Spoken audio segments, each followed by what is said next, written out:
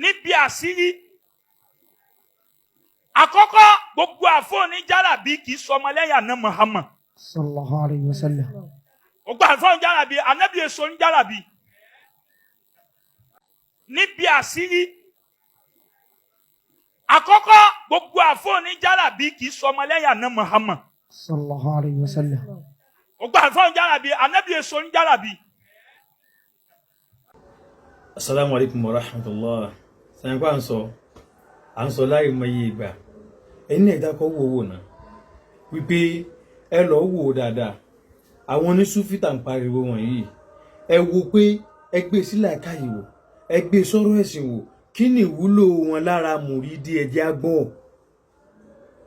Lẹ́yìn kí wọ́n kọ́ láṣìírí àbí wọ́n láwọn kọ́ ló kọ́ Ọlọ́run.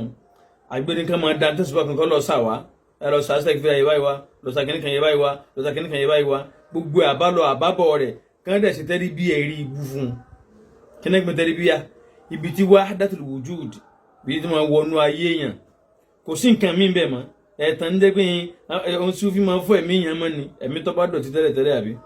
Tó bá dọ̀tí ọ̀rọ̀ Ọlọ́run ànábì ni ó fọ́ ọmọ. So ẹ wá wò ọya èèyàn wá di mukadama wá di ṣéwù nu Sufi. Ẹ̀kọ́ lọ mọ̀ náà pé ní ọ̀pọ̀lọpọ̀ wọn iṣẹ́ wo ni wọ́n ṣe. Wọn ò kọ́ ọmọ kéwù o. Ẹnu mọ tí wọ́n ṣe fáwọn èèyàn náà nu o. Wọ́n máa gbowó lọ́wọ́ wọn. Wọ́n gbowó adíyá. Àbí wọ́n gbàjẹsẹ́kù lọ́jọ́ Friday. Lẹ́yìn eléyìí mòrídì ọmọ kó nǹkan wá fún wọn. Wọ́n máa sìn wọn, wọ́n máa bọ wọn. Yàtọ̀ wá sí yẹn kúrókù tí wọ́n ṣe jálàbí. Òun náà rèé o.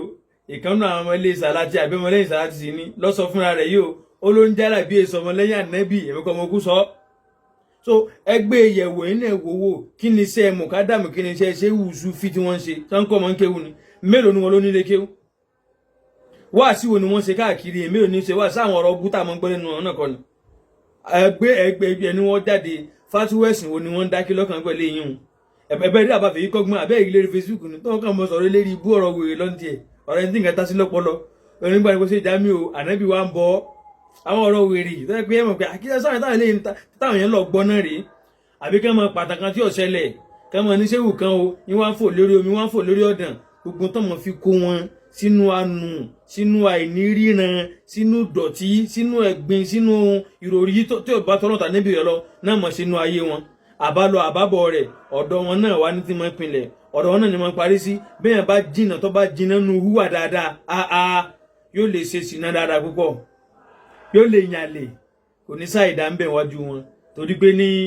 ẹyọ kan náà ni gbogbo ẹ̀ àbí méjì ni àwọn ọ̀rọ̀ burúkú wahdatul wujud tanasukhul arwah al-hulul wal-ittihad ọ̀dọ̀ wọn ló pé sí ẹgbọ́n tó wọn Sufi sọ mọ́ wá retí wípé ní àlífà ìsọ̀lá tó jáde sí dákúmọ́lù àtàwọn míì náà táwọn náà jáde sí ẹ wá jáde sí irú eléyìí náà àbí wọn Sufi ṣe jálàbí iṣẹ́ wo ló Sufi ń ṣe ẹja gbọ́ jálàbí náà ni wọ́n ń ṣe wọ́n láwọn bẹ̀rẹ̀ fún yẹn kí ni jálàbí lẹ́ ń ṣe ó ti wá jóyó abáyé nísìnyí ó ló ń jálàbí ẹsẹ̀ kí ni o kì í sọmọ lẹ́yìn ànẹ́bí ẹja fún mọ bẹ́ẹ̀ ẹ tún mọ lò lọ lásìkò tá a wà iṣẹ́ àsìkò jọ̀wọ́ ẹsẹ̀ àsìkò jẹ́wọ́jẹ́wọ́ ni tó ń kálukú ọmọ sí kí ni o Allahu yantiqu bil haqqi ala lisanihim ọlọ́run mọ gborí ahọ́n wọn sọ tọrọ fáyé ìwọ náà tó bá jẹ́ mùsùlùmí torí rẹ pé yáa ronú dáadáa wípé àwọn tó ń ṣe báyìí sọ̀rọ̀ yìí tó ń bá padà wá gbọ́ nú ayé pé ọdọ́dọ̀ wọn àwọn apọ̀ ọmọ rẹ̀ kan àbí wọ́n pè yàn rẹ̀ kan nígbà tí wọ́n wá wọn lọ àbọ̀ wá lọ bẹ̀ wọ́n lù ọ́n jìbìtì ara àbọ̀ wá lọ bẹ̀ wọ́n lù jìbìtì ẹ̀mí jìbìtì owó àbí wọ́n pọ̀ ọ́ lẹ́kọ̀ọ́ àbí wọ́n gbọ́ ọ lójú